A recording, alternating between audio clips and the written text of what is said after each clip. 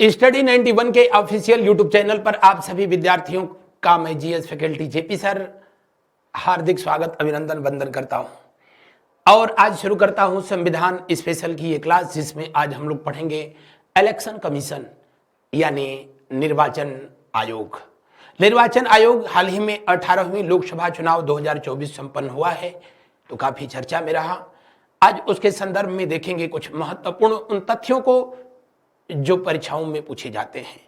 जैसा कि आप स्क्रीन पर देख पा रहे हैं, किस अनुच्छेद में निर्वाचन आयोग के लिए प्रावधान है, या मुख्य चुनाव आयुक्त की नियुक्ति कौन करता है, या मुख्य निर्वाचन आयुक्त का प्रतिमाह वेतन कितना है, मुख्य निर्वाचन आयुक्त की पदावधि कितने वर्ष की होती है यानी उसका कार्यकाल कितने वर्ष का होता है, निर्वाचन आयुक्त अपना त्यागपत्र किसको देते हैं, या मुख्य चुनाव आयुक्त को पद से कैसे हटाया जा सकता है। पहले इसको जो है पद पे लाया जाए, फिर बाद में हटाया जाएगा। पहला प्रश्न, उससे पहले मैं बता दूं, इलेक्शन कमीशन निर्वाचन आयोग जो कि हमारे देश में इलेक्शन कमीशन निर्वाचन आयोग जिसका उल्लेख जो है भाग 15 में किया गया है, और किस आर्टिकल में किया गया है तो आप कहेंगे कि आर्टिकल 324 से लेकर के जो है 329 के बीच जो है इसका उल्लेख किया गया है। इलेक्शन कमीशन जो कि लोकसभा, राज्यसभा, विधानसभा, विधान परिषद के अलावा राष्ट्रपति और उपराष्ट्रपति का चुनाव कराने के लिए जिम्मेदार होता है। यहां पर आपसे प्रश्न जो है पूछा जा रहा है, आपसे जो क्वेश्चन किया जा रहा है वो ये है कि तारकुंडे समिति तथा गोस्वामी समिति का संबंध है चुनाव व्यवस्था में आमूल सुधार से, चुनाव में अपराधी तत्वों की वृद्धि पर प्रतिबंध से, या राज्य द्वारा निर्वाचन के लिए वित्तीय सहायता, या चुनाव में काला धन के बढ़ते प्रभाव पर रोक। तारकुंडे समिति आपको जानकारी के लिए बताएं, जिसका गठन 1980 में किया गया था। किस समय किया गया? 1980 में। और दिनेश गोस्वामी समिति जिसका जो है गठन 1990 में किया गया। दिनेश गोस्वामी समिति ने जो है ईवीएम मशीन के लिए सबसे पहले इसी कमेटी के द्वारा जो है रिकमेंड किया गया कि चुनावी खर्चे को कम करने के लिए, पर्यावरण को बचाने के लिए बेहतर है कि जिस तरह से कागज का इस्तेमाल हो रहा है उसके जगह ईवीएम मशीन का इस्तेमाल होता तो इन सब चीजों पर रोक लगाई जा सकती है। ईवीएम यानी इलेक्ट्रॉनिक वोटिंग मशीन, जिसका आविष्कार मोहम्मद हनीफ के द्वारा जो है किया गया। ईवीएम जिसका सबसे पहले प्रयोग केरल में 1982 में एक उपचुनाव में जो है किया गया था, जबकि सबसे पहले विधानसभा में 99 में वहां पर गोवा में किया गया था। 2004 से लोकसभा, राज्य और विधानसभा हर जगह इसका इस्तेमाल होने लगा है। इसी कमेटी ने जो है इसके लिए रिकमेंड कर दिया था। फोटो युक्त निर्वाचन कार्ड, फोटो युक्त निर्वाचन कार्ड, वोटर आईडी, वो भी जो है इसी कमेटी का रिकमेंडेशन था। 6 महीने के अंदर उपचुनाव करा लिया जाए, ये भी इसी कमेटी का जो है रिकमेंडेशन किया गया था। जबकि तारकुंडे कमेटी ने जो है, तारकुंडे कमेटी का जो सबसे बड़ा जो है अहम योगदान था वो वयस्क आयु यानी वोटिंग जो एज थी उसको 21 साल से जो है घटा करके 18 साल करने का जो है इसी कमेटी ने रिकमेंड किया था, जिसको कि किस संविधान संशोधन के तहत 61वां कॉन्स्टिट्यूशन अमेंडमेंट के तहत 1989 में 1989 में स्वीकार कर लिया गया। और वयस्क आयु यानी एडल्ट एज जिसको कि 21 से घटा करके कितना कर दिया गया? 18 कर दिया गया। तो ये रिकमेंडेशन किसके द्वारा जो है किया गया था? तारकुंडे कमेटी के जो है द्वारा किया गया था। बढ़ते हैं अगले प्रश्न की ओर। अगले प्रश्न को जो है देखते हैं। उसके अलावा राज्य निर्वाचन आयोग का प्रावधान, राज्य निर्वाचन आयोग का गठन किया जाए जिसके द्वारा ग्राम पंचायत और नगर पालिका चुनाव संपन्न कराए जाएं, ये भी रिकमेंडेशन तारकुंडे समिति के द्वारा दिया गया था। ओवरऑल दिए हुए प्रश्न का कौन सा विकल्प जो है सही होगा? तो पहला विकल्प सही होगा। बढ़ते हैं अगले प्रश्न की ओर। अगला प्रश्न देखें।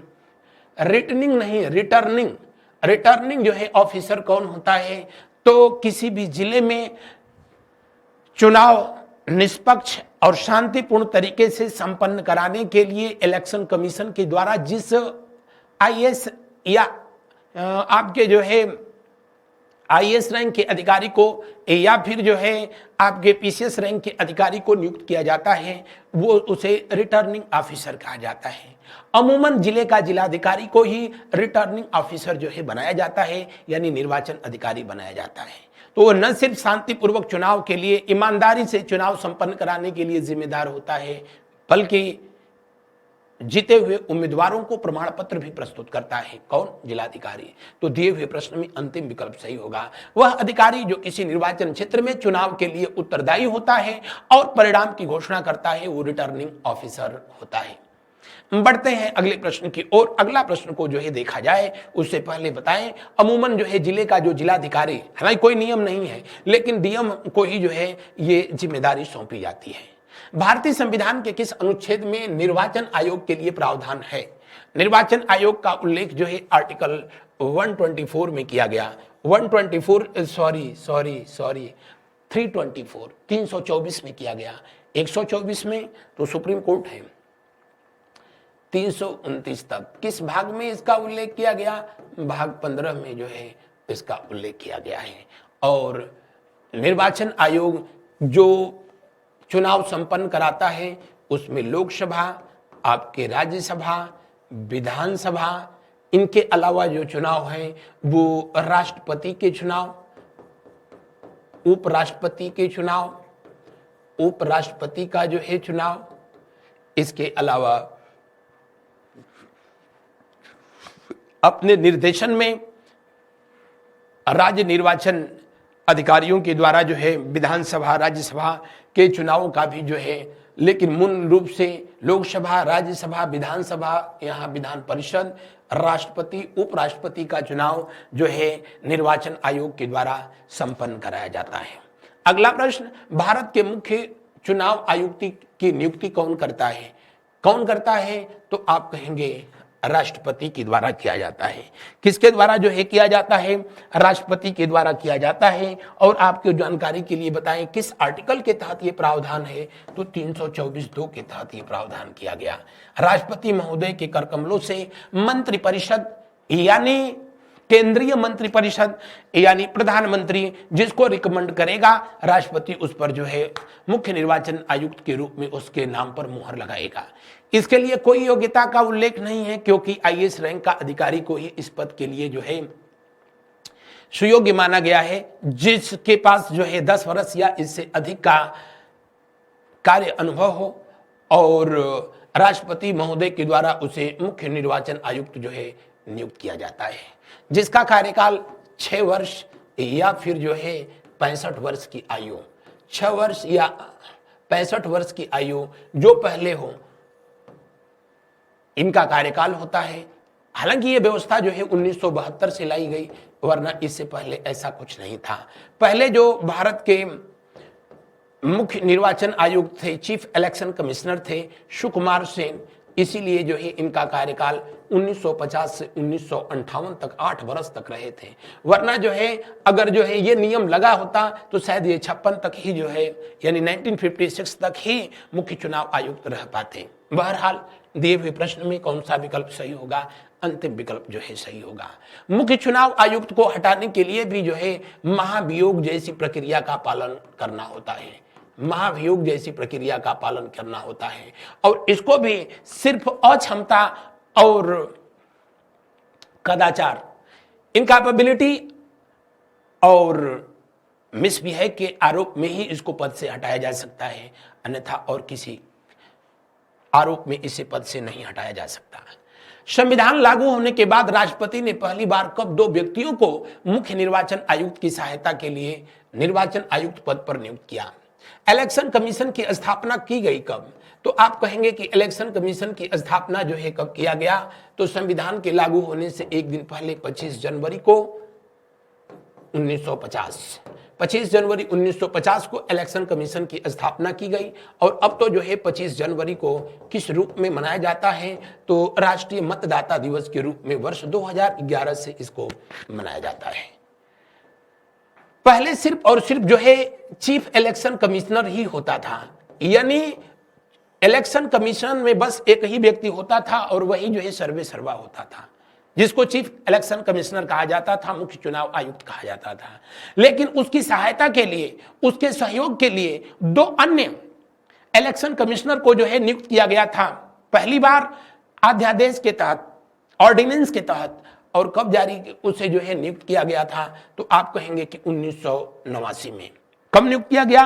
1989 में। और 1989 में इसे जो है कब, तो 16 अक्टूबर 1989 से 1 जनवरी 1990 तक किसके द्वारा यह काम किया गया? तो आप कहेंगे कि उस समय भारत के राष्ट्रपति जो है वेंकट राघवन थे।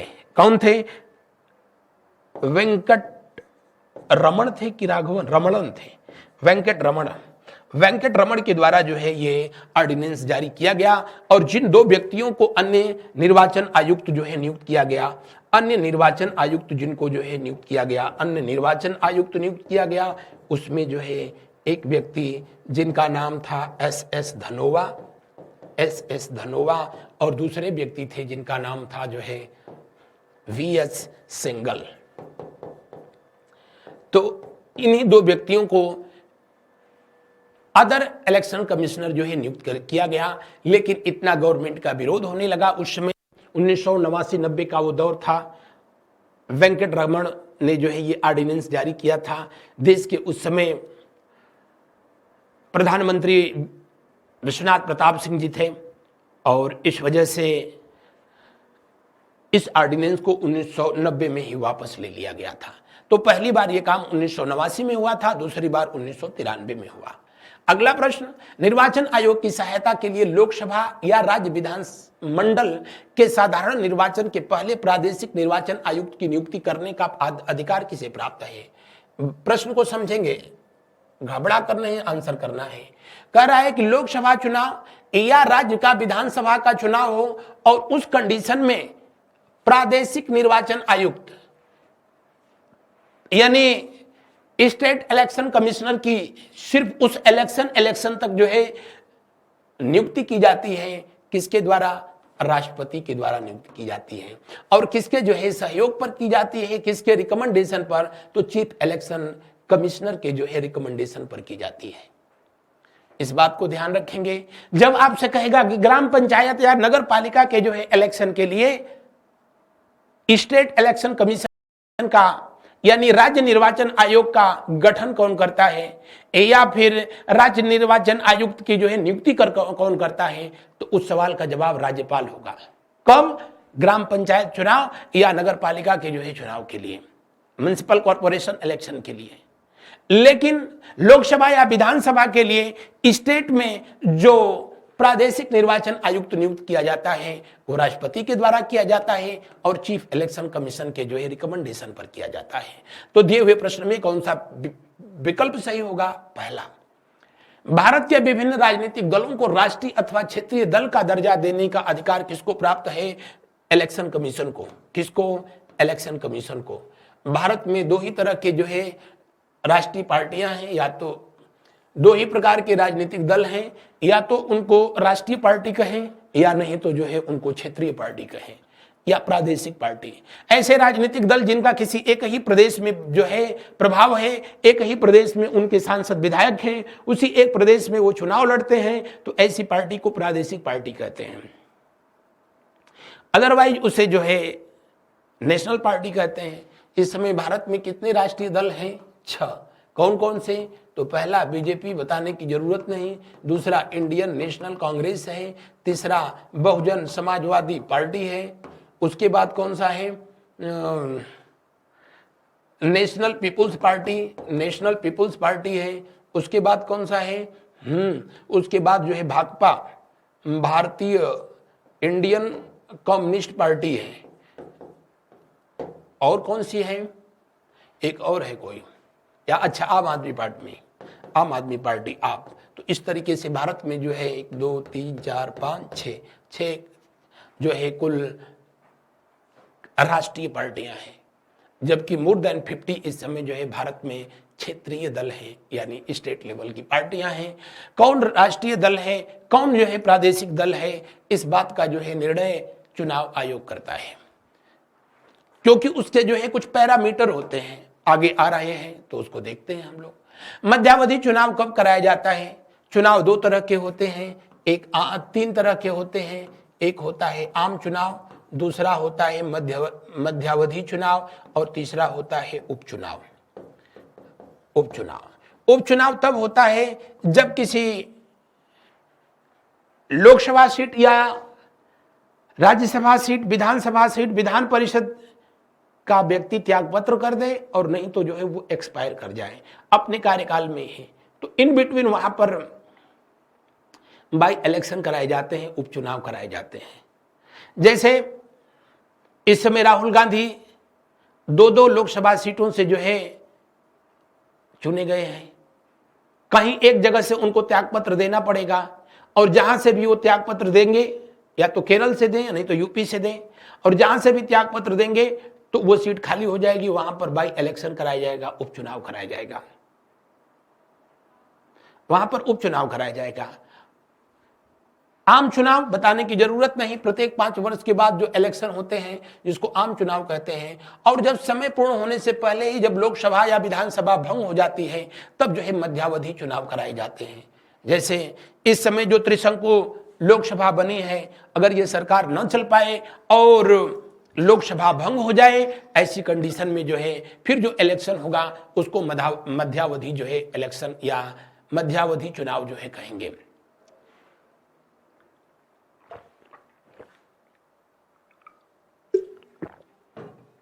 अगला प्रश्न देखें, दिए हुए प्रश्न में कौन सा विकल्प सही होगा? पहला, जब कोई निश्चित सदस्य अपना त्यागपत्र देता है तो उस समय जो है उपचुनाव होता है, या उसकी मृत्यु हो जाती है तो जो है उपचुनाव होता है। मतदान के समय जब कोई अंतर न हो, ऐसा कुछ नहीं, टाई अगर जो है हो जाए तो बहुत rarest of the rare case में ऐसा होता है। भारत में पहली बार महिलाओं को मताधिकार कब प्रदान किया गया था? तो आप कहेंगे कब प्रदान किया गया? तो इंडियन भारत शासन अधिनियम, इंडियन रेगुलेटिंग एक्ट 1919, यानी भारत शासन अधिनियम 1919, जिसे मॉन्टेग्यू, क्या इसे जो है मॉन्टेग्यू चेम्सफोर्ड सुधार के नाम से भी जाना गया, मॉन्टेग्यू चेम्सफोर्ड सुधार के नाम से जाना गया, और इसी के तहत जो है भारत में महिलाओं को वोटिंग राइट जो है दी गई थी। ये लागू हुआ था कब? तो जो है आप कहेंगे कि 1921 में 1 अप्रैल को, लेकिन भारत में पहली बार महिलाओं ने वो अपने मताधिकार का प्रयोग 1926 में 1926 में किया था। किस एक्ट के तहत जो है ये व्यवस्था दी गई? इंडियन रेगुलेटिंग एक्ट 1919 के तहत दिया गया। अगला प्रश्न देखिए, भारत में मतदान की आयु सीमा 21 वर्ष से घटाकर 18 वर्ष जो है कर दिया गया। किस कमेटी के रिकमेंडेशन पर? तो आप कहेंगे कि ये काम जो है किस कमेटी के रिकमेंडेशन पर किया गया? तारकुंडे कमेटी के रिकमेंडेशन पर। कौन सी? तारकुंडे समिति के सलाह पर यह काम किया गया। कब किया गया था? तो आप कहेंगे 61 कॉन्स्टिट्यूशन अमेंडमेंट 1989, 61वां संविधान संशोधन 1989 के तहत यह व्यवस्था किया गया था। 61वां संविधान संशोधन 1989 के तहत यह व्यवस्था किया गया। तो दिए हुए प्रश्न में कौन सा विकल्प जो है सही होगा? दिए हुए प्रश्न में दूसरा विकल्प सही होगा। बढ़ते हैं अगले प्रश्न की ओर। अगला प्रश्न देखिए, भारत का प्रथम मुख्य चुनाव आयुक्त कौन थे? सुकुमार सेन थे। ये पहले व्यक्ति थे, 1950 से 1958 तक रहे थे, और ये दूसरे थे जो 1958 से लेकर के और ये भी जो है 1966 तक, दोनों लोग 8-8 वर्ष जो है रहे थे। ये तीसरे व्यक्ति थे। भारत की एकमात्र जो है महिला चुनाव आयुक्त जो 1990 में बनाई गई थी, दिसंबर के महीने में कुछ ही दिन तक तो रही, उनका नाम क्या था? आप कमेंट करके बताएं। भारत की पहली महिला मुख्य चुनाव आयुक्त, उनका नाम क्या था? Female chief election commissioner of India. अगला प्रश्न, चुनाव के समय किसी चुनाव क्षेत्र में चुनाव प्रचार कब बंद कर देना चाहिए? तो मतदान के समाप्त होने से 48 घंटा पहले, या मतदान प्रारंभ होने से 48 घंटा पहले। तो अगर सपोज करिए कि आज जो है 6:30 बजे या 6 बजे इलेक्शन समाप्त हो जाएगा तो उस क्षेत्र में समाप्त होने के जो है टाइम से 48 घंटा पहले ही चुनाव प्रचार पर जो है रोक लगा दी जाती है। यानी मतदान समाप्त होने से 48 घंटा पहले चुनाव प्रचार जो है क्या कर दिया जाता है, बंद कर दिया जाता है। अगला प्रश्न देखें, एक व्यक्ति एक से अधिक निर्वाचन क्षेत्रों से चुनाव नहीं लड़ सकता। गलत बात, लड़ सकता है। दो से अधिक निर्वाचन क्षेत्रों से चुनाव नहीं लड़ सकता। एक व्यक्ति एक से अधिक निर्वाचन क्षेत्रों से चुनाव नहीं लड़ सकता, नहीं लड़ सकता है, ये तो गलत बात है। दो से अधिक निर्वाचन क्षेत्रों से चुनाव नहीं लड़ सकता, यानी यही सही है। कहने का मतलब कि कोई व्यक्ति अधिकतम 2 जगहों से चुनाव लड़ सकता है। जैसे प्रधानमंत्री महोदय दूसरे कार्यकाल में अपने जो है वाराणसी और गांधीनगर सीट जो है गुजरात से चुनाव लड़े थे। राहुल गांधी भी 2-2 जगह से चुनाव लड़े थे। तो लोकसभा विधानसभा के इलेक्शन में एक व्यक्ति अधिकतम 2 सीटों से चुनाव लड़ सकता है। अगला प्रश्न देखते हैं, किसी निर्वाचन के दौरान किसी राजनीतिक दल के उम्मीदवार की मृत्यु हो जाने की स्थिति में कितने दिनों के अंदर दूसरा प्रत्याशी जो है खड़ा कर देना चाहिए। तो अगर जो है आज चुनाव, सपोज करें आज चुनाव होना है और उससे 10 दिन पहले जो है किसी प्रत्याशी की मौत हो गई, तो नियम कहता है कि विदिन 7 डेज, यानी जो है अगले 7 दिन के अंदर उस राजनीतिक दल को अपना दूसरा प्रत्याशी मैदान में उतार देना पड़ेगा। लेकिन आज इलेक्शन जो है होना है और 3 दिन पहले जो है उसका प्रत्याशी काल के गाल में समा गया, तो अब राजनीतिक दल जो है, जिस राजनीतिक दल का प्रत्याशी की मृत्यु हुई है, वो इलेक्शन कमिश्नर से कहेगा कि या तो आप यहां चुनाव को जो है रोकिए, बाद में चुनाव कराया जाएगा, स्थगित कर दीजिए, और नहीं तो अगर जो है वो राजनीतिक दल 3 दिन के अंदर ही अपने, इवन दैट कि चुनाव प्रचार बंद होने से पहले तक, यानी 48 घंटा, आज इलेक्शन होना है उससे 48 घंटा पहले तक अगर जो किसी को अपने दूसरे उम्मीदवार को मैदान में खड़ा कर देता है तो वो चुनाव कराया जा सकता है। अदरवाइज वो चाहे तो फिर जो है इलेक्शन कमीशन से जो है रिक्वेस्ट करे और फिर इलेक्शन कमिश्नर को वहां के इलेक्शन को जो है पोस्टपोन करना ही पड़ेगा। तो मृत्यु हो जाने की कंडीशन में अगले 7 दिन के अंदर जो है अगला प्रत्याशी देना होता है, और उससे कम समय है तो फिर तो वो चुनाव पोस्टपोन होगा। मुख्य निर्वाचन आयुक्त जिसका जो है कार्यकाल 6 वर्ष या फिर 65 वर्ष की आयु तक जो है होता है, और इसको प्रतिमाह कितना वेतन मिलता है, तो इसको प्रतिमाह कितना वेतन मिलता है, इसको मुख्य निर्वाचन आयुक्त को प्रतिमाह 2.5 लाख रुपए का जो है वेतन, इनमें से कोई नहीं, नन ऑफ दिस, कितना मिलता है 2.5 लाख, 2.5 लाख रुपया जो है इसको वेतन मिलता है। यानी सुप्रीम कोर्ट के एक जज के बराबर इसको वेतन मिलता है, या हाई कोर्ट के चीफ जस्टिस के बराबर इसको वेतन मिलता है। किसको? चीफ इलेक्शन कमिश्नर को।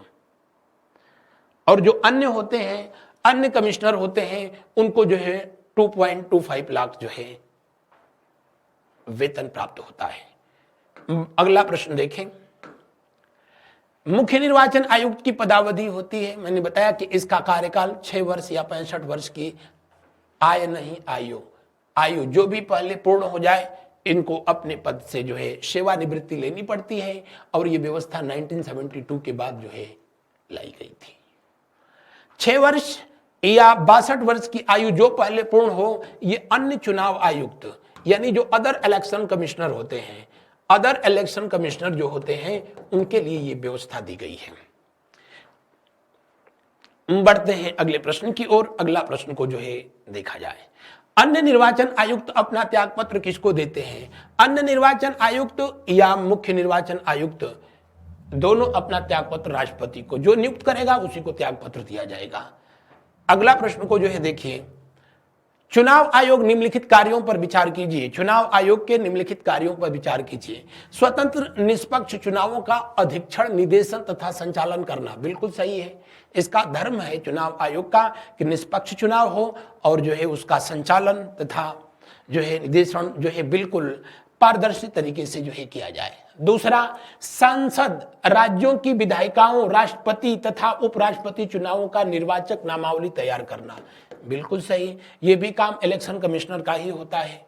हम लोगों का जो मतदाता सूची में नाम होता है आर्टिकल 326 के तहत जो है उसको इलेक्शन कमिश्नर के द्वारा ही दर्ज कराया जाता है, तैयार कराया जाता है, इलेक्शन कमीशन के द्वारा ही तैयार कराया जाता है। तीसरा, चुनाव लड़ने वाले व्यक्तियों तथा राजनीतिक दलों को चुनाव चिन्ह देना तथा राजनीतिक दलों को मान्यता देना, यह भी इलेक्शन कमीशन का ही जो है काम है। चुनाव विवादों में अंतिम निर्णय देना, जी नहीं, चुनाव विवाद में अगर जो है कोई प्रॉब्लम हुई तो इसका जो है सॉल्यूशन हमेशा जो है अंतिम निर्णय जो है सुप्रीम कोर्ट देता है। तो इसलिए 1, 2, 3 पहला विकल्प सही होगा। अगला प्रश्न देखिए, भारत के संदर्भ में निम्नलिखित कथनों पर विचार कीजिए। मुख्य चुनाव आयुक्त और अन्य चुनाव आयुक्तों को समान अधिकार प्राप्त है परंतु मिलने वाले वेतन में असमानता है। पहला विकल्प गलत है, क्योंकि मुख्य चुनाव आयुक्त और अन्य चुनाव आयुक्तों को समान अधिकार प्राप्त नहीं है ना, तो अधिकार नहीं प्राप्त है, परंतु मिलने वाले वेतन में असमानता है, वो तो है ही। मुख्य चुनाव आयुक्त को 2.5 लाख रुपया, जबकि जो है अन्य चुनाव आयुक्तों को 2,25,000 रुपए जो है वेतन प्रदान किया जाता है। मुख्य चुनाव आयुक्त वही वेतन पाने का हकदार है जितना उच्चतम न्यायालय के न्यायाधीश को दिया जाता है। वही तो मैं बता रहा हूं, कितना, 2.5 लाख। ये विकल्प सही है, पहला गलत है। अगर पहला विकल्प गलत है तो ये दोनों तो ऐसे ही गलत हो गए, क्योंकि दोनों में 1 आया है। दूसरा सही है। तीसरा देखिए, मुख्य चुनाव आयुक्त को उच्चतम न्यायालय के किसी न्यायाधीश को हटाने के तरीके और कारणों के अतिरिक्त किसी अन्य तरीके या कारणों से उसके पद से नहीं हटाया जा सकता। यह भी सही है, क्योंकि चीफ जस्टिस ऑफ इंडिया या फिर जो है सुप्रीम कोर्ट के अन्य न्यायाधीशों को जिस तरीके से महाभियोग यानी इम्पीचमेंट प्रोसेस के तहत उनके पद से हटाया जाता है, चीफ इलेक्शन कमिश्नर यानी मुख्य चुनाव आयुक्त के साथ भी वही प्रक्रिया अपनाई जाती है। तो तीसरा विकल्प भी सही है। चौथा, चुनाव आयुक्त का कार्यकाल उसके पदभार संभालने की तारीख से 5 वर्ष, बिल्कुल गलत है, 5 वर्ष नहीं 6 वर्ष होता है। तो 4 कौन कौन से जो है ऑप्शन सही होंगे, सिर्फ 2 और 3 सही होगा। अगला प्रश्न, दिनेश गोस्वामी समिति की सिफारिश थी। दिनेश गोस्वामी समिति जिसका गठन किया गया 1990 में, और इस समिति ने ही ईवीएम के प्रयोग के लिए, इस समिति ने ही फोटो युक्त निर्वाचन कार्ड के लिए, 6 महीने के अंदर उपचुनाव के लिए जो है या फिर जो है लोकसभा का चुनाव शब्द होना चाहिए, चाव नहीं होना चाहिए, सरकारी निधियन की भी जो है रिकमेंडेशन इन्होंने ही जो है दिया था। बढ़ते हैं अगले प्रश्न की ओर। मुख्य चुनाव आयुक्त को पद से हटाया जा सकता है संसद के दोनों सदनों के सदस्यों के 2/3 बहुमत से प्रमाणित कदाचार के आधार पर, अक्षमता के आधार पर, यानी इम्पीचमेंट या कह लो कि महाभियोग के आधार पर ही इनको हटाया जा सकता है, ऐसे नहीं हटाया जा सकता। अन्य सदस्यों को मुख्य चुनाव आयुक्त के रिकमेंडेशन पर राष्ट्रपति हटा सकता है, लेकिन मुख्य चुनाव आयुक्त को उसके पद से नहीं हटा सकता। उसके लिए फिर महाभियोग की प्रक्रिया का ही पालन किया जाएगा। अगला प्रश्न देखिए, निम्न में किसका संबंध चुनाव आयोग से नहीं है? चुनाव की अधिसूचना जारी करना, जी बिल्कुल, चुनाव की अधिसूचना अगर लोकसभा का चुनाव है तो कौन जारी करेगा? राष्ट्रपति।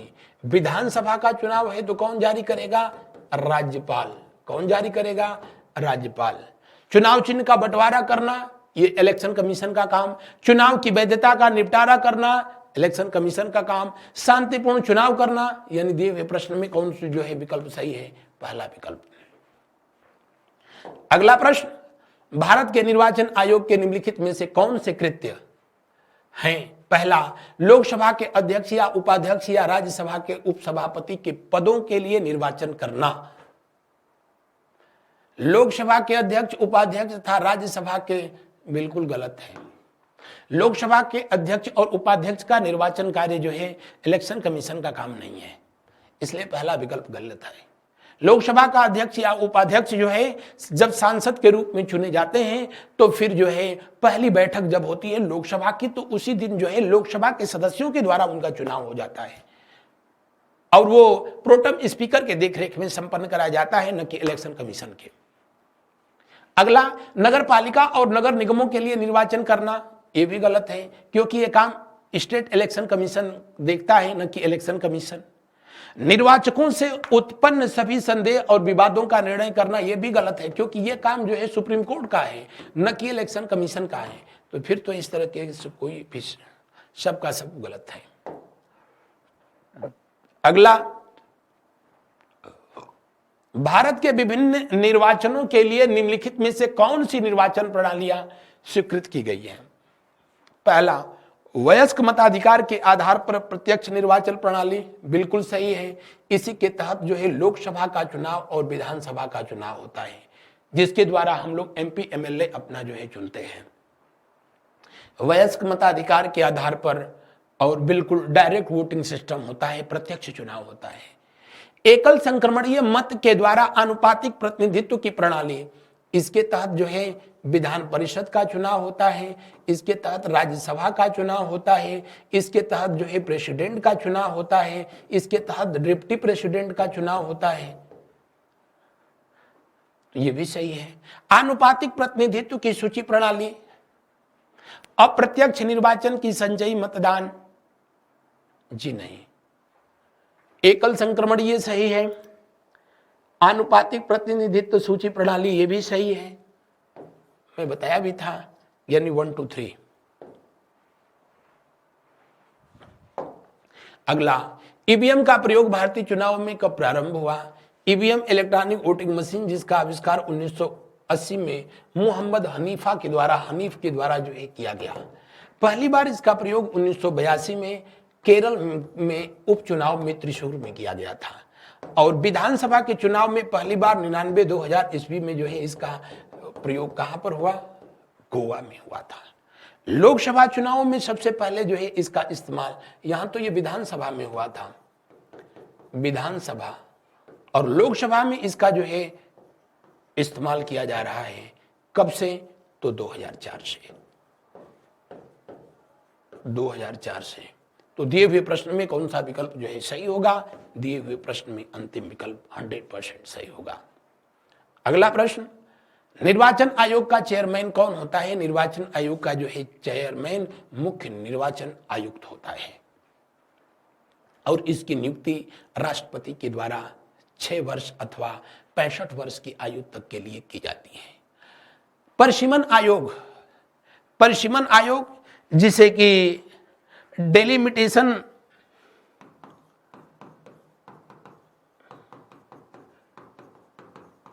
कमीशन के नाम से भी, डेलिमिटेशन कमीशन के नाम से जाना जाता है और यह कमीशन का काम जो होता है प्रत्येक जनगणना के बाद, प्रत्येक 10 वर्ष के बाद लोकसभा और विधानसभा क्षेत्रों में आवश्यकता अनुसार जो है उनके निर्वाचन क्षेत्रों में परिवर्तन करना होता है।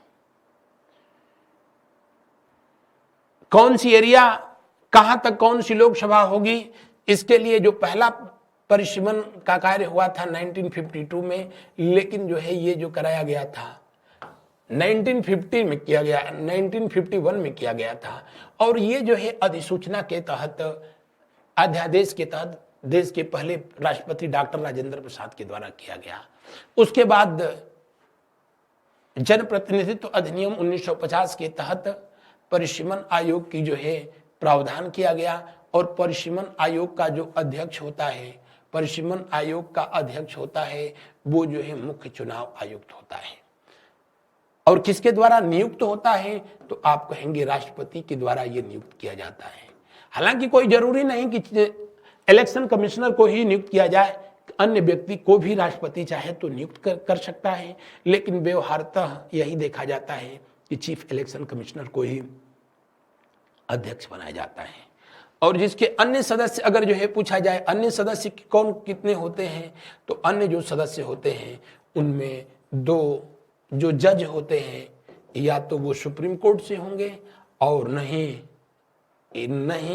तो फिर जो 2 जज होंगे वो कहाँ से होंगे, तो वो दोनों जो है हाई कोर्ट के जो है रिटायर्ड जज होंगे, हाई कोर्ट के रिटायर्ड जज होंगे। तो दिए हुए प्रश्न में कौन सा विकल्प सही है?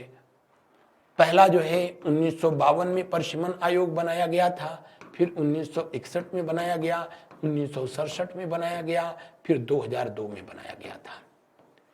और परिसीमन आयोग के द्वारा किए गए रिकमेंडेशन को, इसके जो है रिपोर्ट को कभी भी जो है न्यायालय में चैलेंज नहीं किया जा सकता, नहीं लोकसभा या राज्यसभा विधानसभाओं में उसमें किसी तरीके का कोई परिवर्तन किया जा सकता है।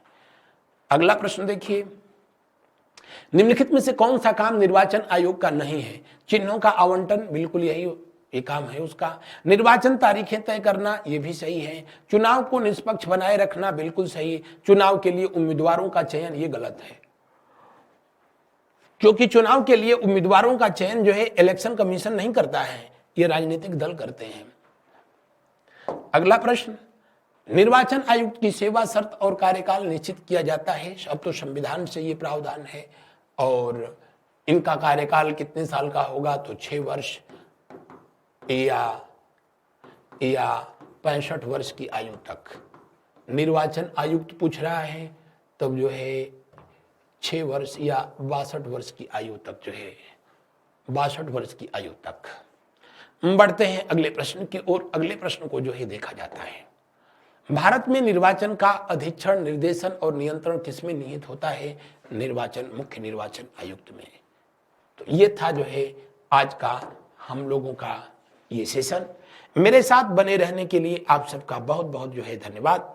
हम लोग मिलते हैं अगले क्लास में अगले टॉपिक के साथ। Good night to all of you. शुभ रात्रि, शुभ रात्रि, शुभ रात्रि।